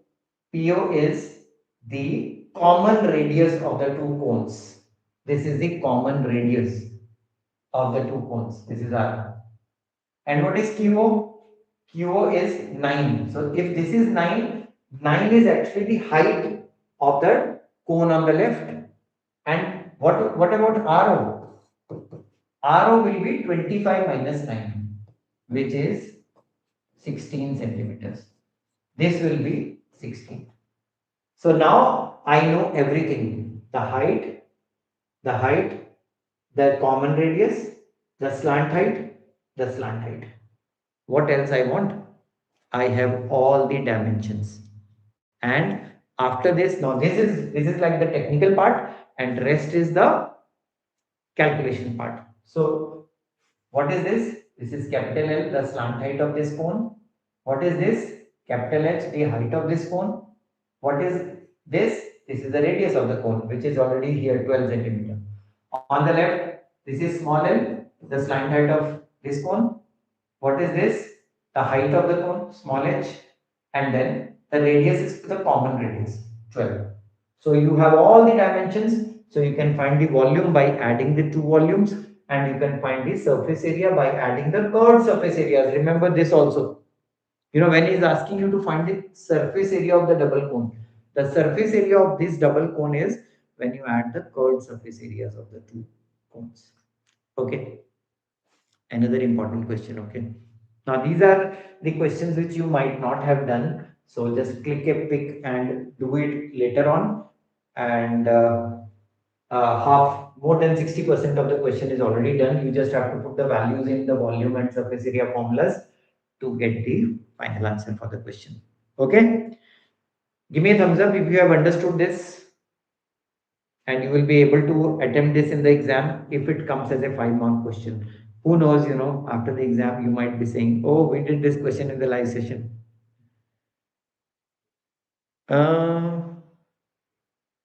Sir, can you specify once again the two cones, please? The cones, if you see from R, this cone is like this. It is moving from here to like this. This is one cone, and the other cone is from Q, like this. So you just need to visualize, you know, there are two cones which are joined the bases are joined like this and they are moving like this. Okay. Sir, without similarity, can we do this? Very difficult, very, very difficult. Because similarity helps you in getting the dimensions of the two points. Otherwise, there are no dimensions given except the slant height, 15 and 20. Nothing else is known. So, very important that you should know that we have to use similarity here. Okay. Let's move on quickly to the next question. A cylinder and a cone have equal radii, so small r, radius is same, and equal heights. Oh wow! So the cylinder and cone, they have equal radius, equal radii. If their curved surface areas are in the ratio, so CSA of cylinder upon CSA of cone is 8 by 5. This is given in the question. Now we have to prove something. We have to prove that the radius is to height is 3 by 4. Now this is given and this is what we have to prove. So the two figures, the cylinder and the cone, they have equal radii. That means small r is the common radius. And then the heights are also equal, right? CSA of cylinder is 2 pi rh and CSA of cone is pi rl equal to 8 upon 5. So one thing is for sure, we can cancel r, we can cancel pi because the radius is same. So I can cancel r, right? So what am I left with now? Important. 2h upon L. Okay, I can cancel 2 also by 8 4 times. So let's remove this 2. So we have h upon L is equal to 4 upon 5. But he did not ask us to find the ratio of h and L. He is asking us to find the ratio of radius and height. So what should I do now? I don't know where to bring the radius from. And for that, I'll have to use the slant height formula because I don't want slant height. I want R and H. Right? So what will I do? Let's cross multiply this. This will give us 4L is equal to 5H. Okay. Now L, we all know is, so let's remove this. Whatever we have to prove now, we will see later. Right. After this step, 4 times L. I don't want L, so I'm going to remove L now. Square root of h square plus r square. This is L, right? And then 5h. See, what did I do? I removed L because I didn't want L. And no option but to square both sides. 4 becomes 16, h square plus r square is equal to 25 h square.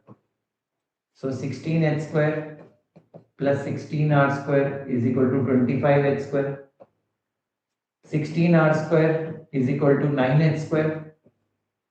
R square upon h square is equal to 9 by 16. You got your answer? I think the bulb must have glowed now in the mind. So remove the square, it will become square root. R upon h will be square root of 9 upon 16, which is 3 by 4. And the answer is obtained. The radius and the height, the ratio is 3:4. See, now again, this is a conceptual question. So all those who are good in your concepts, they will be able to crack the question. Remaining, so many of the students are going to struggle in the question. Okay. So this is about the surface area and volumes chapter, although you have a huge variety of questions, but my intention is not to cover the complete set of questions. My intention is to cover that risk. What is the best strategy and what best models of questions which can eliminate the risk of losing marks. Sir, I'm a scribe. Any tips? Oh, what should I give you the tips? You actually, the scribe has to depend on the actual person who is attempting the paper, right? So no tips. It will not be good to give you tips. Okay, next. Here we have a question of the chapter on triangles.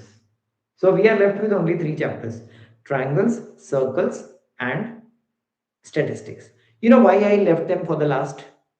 It is because these chapters have, like circles and triangles, the geometry portion has a huge number of questions, and so you need to actually make sure that you are practicing enough number of questions of geometry, because in geometry there is a common thing. If I solve 10 questions, no, you will not develop a general rule for solving the questions.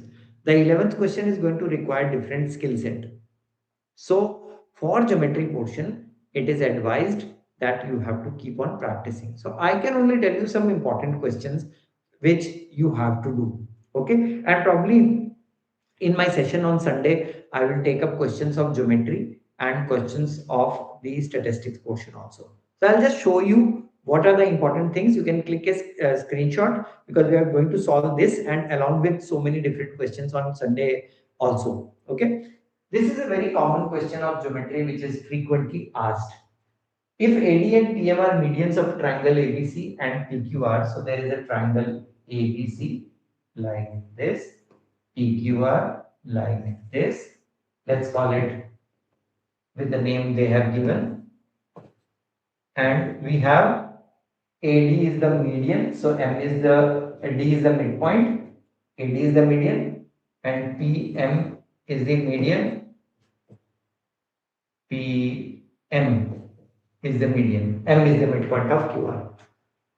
And these two triangles ABC and PQR are given similar. So we need to prove this thing. A very, very common question, and if you know basics of similarity, you will do this question very easily. So I wanted to try this question. This is for you. I'm just showing you all the questions because we're running out of time. Already it's around 2 hour live stream. So let's see some more questions. Take a screenshot, friends, and you can solve this uh, yourself, because in my Sunday session I'll be doing some different questions. Okay, done. Next question. See, I'll just run through some of the questions. Very important. In a triangle PQR, N is a point on PR such that QN is perpendicular to PR. If PN into NR is equal to QN square, prove that angle PQR is 90 degree.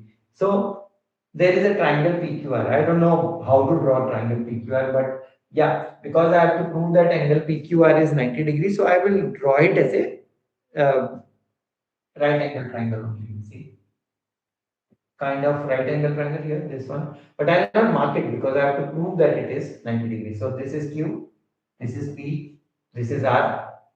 So in triangle PQR, N is a point on PR such that QN is perpendicular to PRC, perpendicular to PR.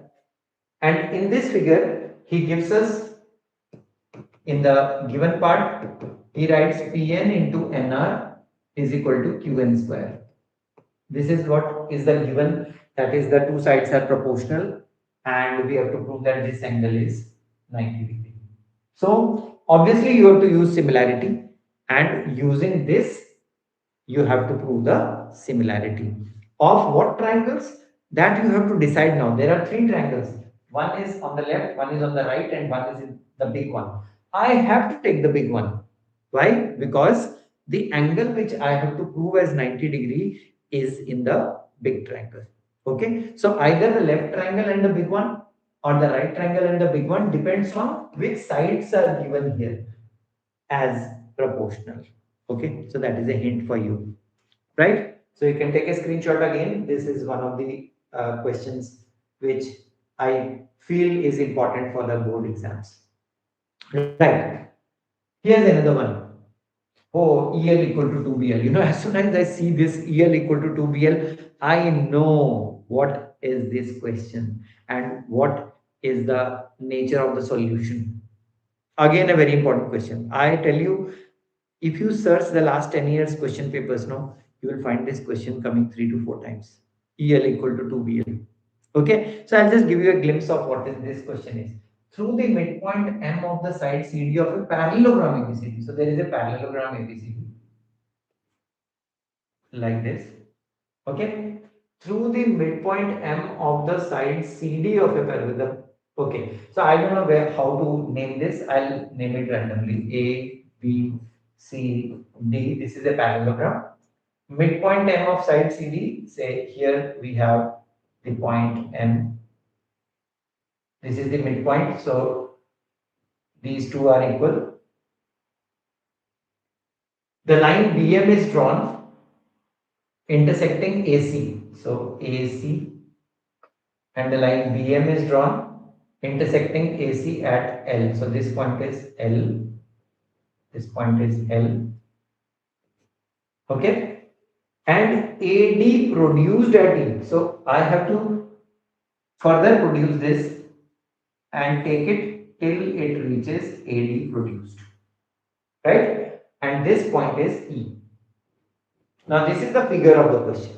Now you can take a while in digesting the statement of this, and in this figure we have to prove that EL equal to 2BL. Now EL is in ELA, this triangle. Okay, and BL is either in BLA or BLC. So for me, there is a vertically opposite angle. So probably BLC. If I can prove that these two triangles are similar, so much of my problem will be solved, and I can actually prove the relationship between EL and BL, because I know DM and MC are equal. So these are like some clues which I can give you. And I tell you what, if you type the first 4 or 5 words of this question on Google, no, there will be 1000 sites who will give you the answer for this question, because this is one of the very, very common questions for board exams. EL equal to 2BL. Take a screenshot and solve this, and don't tell me that you did not do it. Okay? So you got to do that also. Let's have this one. NCRT question, and very important for board exams. And I tell you, statement is like one single line, no? The proof is like 1.5 pages. So I don't know, maybe a 5 mark question coming up your way. Minimum 3 marks is what you get for the question. Can we take BLA? See, it all depends on, it is not like you can take or not. It is like which triangles can be proven as similar. Okay. Prove that a parallelogram circumscribing a circle. Now, half of the students will not be able to draw a figure for this also, because they don't know what is the meaning of circumscribe. Circumscribe is line outside. Okay, so parallelogram circumscribing a circle means the parallelogram is outside and the circle is inside. Okay, that is one important thing we should understand. So if this is the circle, how do you draw a parallelogram circumscribing this circle? And we have to prove that it is a rhombus. So it is given that it is a parallelogram, and you have to prove that it is a rhombus. So you should know, when does a parallelogram become a rhombus? A parallelogram becomes a rhombus. Opposite sides are already equal, right? The adjacent sides, when they become equal, the parallelogram becomes a rhombus.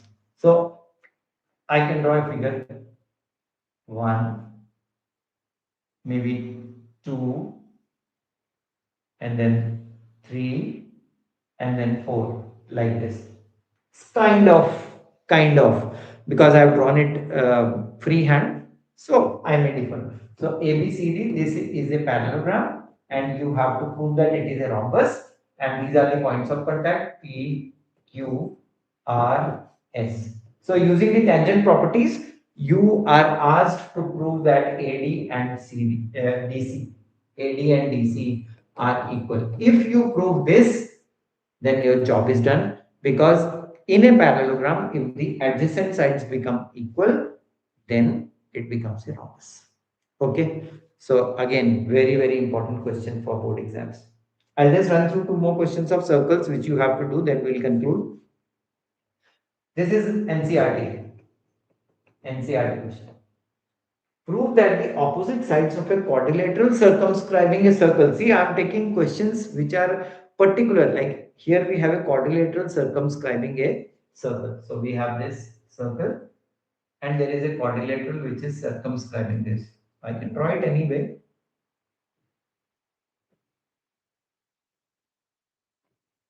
Probably like this.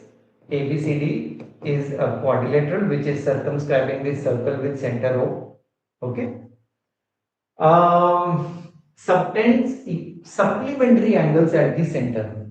Okay, opposite sides subtend supplementary angles at the center. I hope you have done this question before. So if I join AB to O and then I join DC to O, I have to prove that this angle 1 and this angle 2 is the sum is 180 degrees. This is what is the requirement of the question. So another very important question.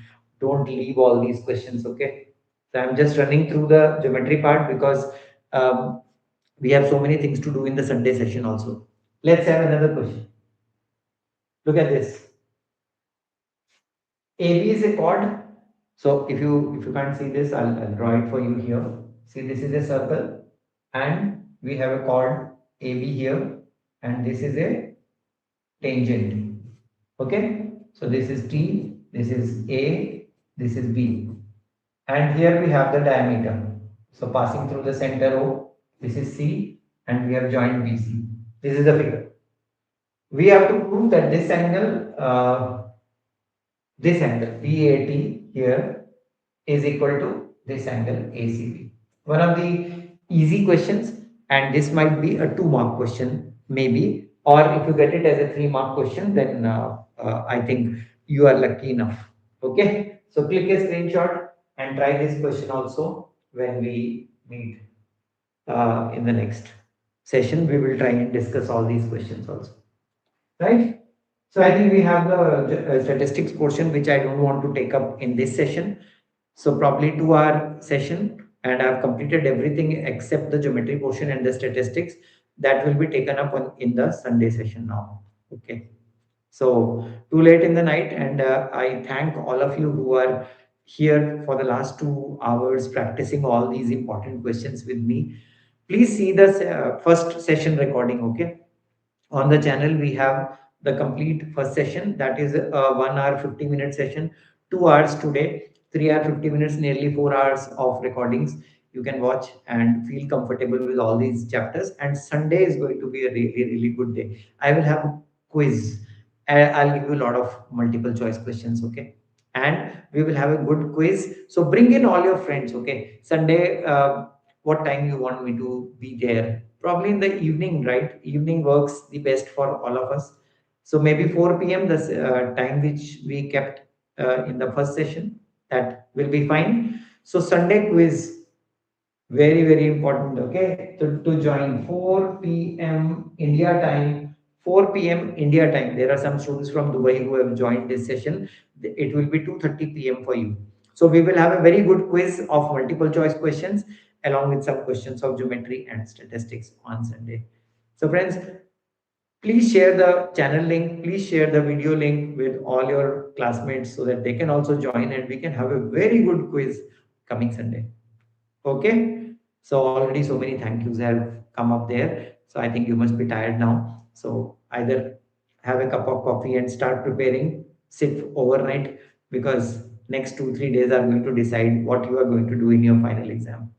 Okay, so thank you for joining in. Thank you for staying tuned for so long. I'll see you on Sunday at 4 p.m. India time for an amazing quiz. Take care, bye bye, and good night.